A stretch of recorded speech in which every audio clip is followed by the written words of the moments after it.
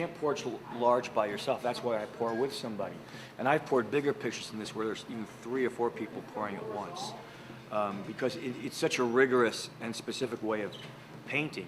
You know, I came out of a time in New York in the early 80s and late 70s where there was a music scene that was first generation punk and things like that, and was doing that at the same time. And I always wanted painting to have the same immediacy, realness, and danger and presence that I felt in that music.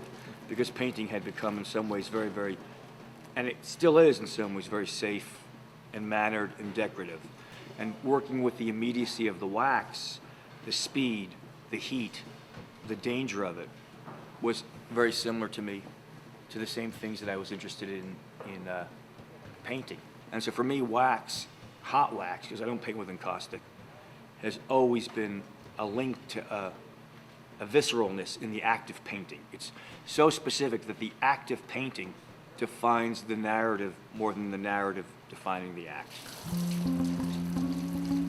You take those down. Not yet, let's see what we're Okay, let's go in the tank.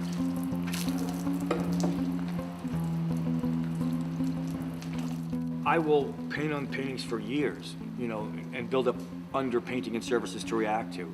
At this point, I've been doing it so long that I have pattern recognitions that I know how to react to. It's almost like a jazz musician that improvises, but improvises off of all the same things. And in some ways, it's not even crucial as to what the first 2 or 3 rounds are. I can then riff off of those. I mean, I've used wax in a lot of different ways when but it's really about building up a history and compressing and expanding time simultaneously. So it's not so crucial what the first 2 or 3 rounds are, you know. Okay. They can almost be anything that I can react to.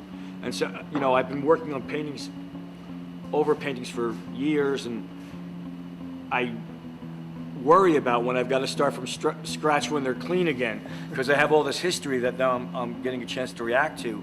And if I start from a clean place, I don't know that it's going to have the same kind of detail, nuance, time sequences that are jumped. I mean, one of the great things about painting is that it's like it embodies time, that you can have things that happen quickly, things that can happen slowly at the same time. You can have things that happened a year ago and then things that happen on top of that. So it's really like time. And most painters rush that process and try to finish that process in a sequential manner. In great abstract painting, that time sequence is split far apart. You've got fast moves, you get slow moves, you've got things that were done 3 months ago on top of things that were done now. So it's more like the way that life is, where time is much more complicated. Everything you know about painting you already know.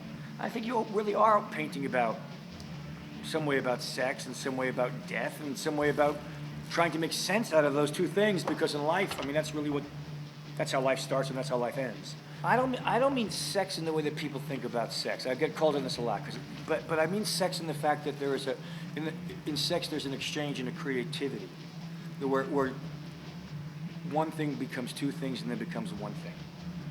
So by sex, I just mean that it's more of a concept about this merger and creativity of a shared experience.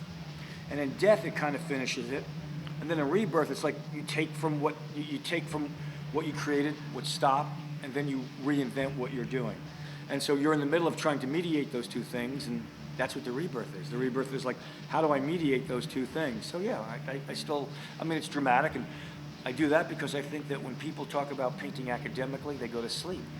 But if you talk about painting in terms of sex and time sequence and life and death, then people understand that painting is immediate and real.